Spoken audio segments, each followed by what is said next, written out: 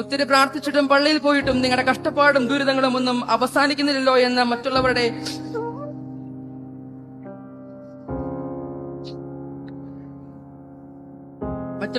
പലതവണയുള്ള മറ്റുള്ളവർ ചോദിക്കുമ്പോഴും ആ ദാരിദ്ര്യവും കഷ്ടപ്പാടും നിങ്ങളെ മൂടുകയും വലിഞ്ഞു മുറുക്കുകയും ചെയ്തപ്പോഴും ഇവിടെ അമ്മയുടെയും കുടുംബത്തിൽ ഏറ്റവും നിസ്സാരരായി നിങ്ങൾ മാറിയപ്പോഴും അതിന്റെ പിന്നിൽ ഇങ്ങനൊരു ഉത്തരം ദൈവം നൽകിയിരിക്കുന്നുവെന്ന് ഞാൻ മനസ്സിലാക്കുന്നു.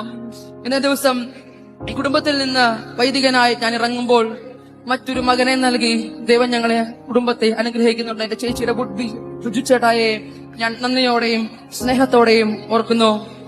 ചേച്ചി ഏറ്റവും കൂടുതൽ ഞങ്ങൾ 4 മക്കളിൽ ഏറ്റവും കൂടുതൽ അധ്വാനിക്കുകയും ക്ഷീണിക്കുകയും ചെയ്ത വ്യക്തിയാണ് എന്നെനിക്ക് വ്യക്തമായി അറിയാം.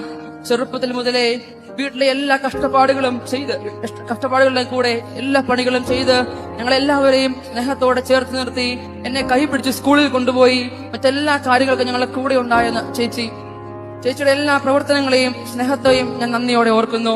ഇന്നിവിടെ കാണുന്ന എല്ലാ ക്രമീകരണങ്ങളുടെ പിന്നിൽ ചേച്ചിയുടെ അധ്വാനമാണെന്ന് ഞാൻ മനസ്സിലാക്കുന്നു.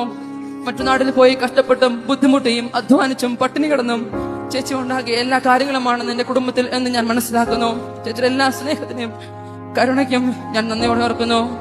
ആകെയും ഭാവിയെയും ഞാൻ നന്ദിയോടെ ഓർക്കുന്നു. അനുചിത്യന്മാരാണെങ്കിലും അവരെനിക്ക് പലപ്പോഴും എനിക്ക് തിരുത്തലുകൾ തരാറുണ്ട്.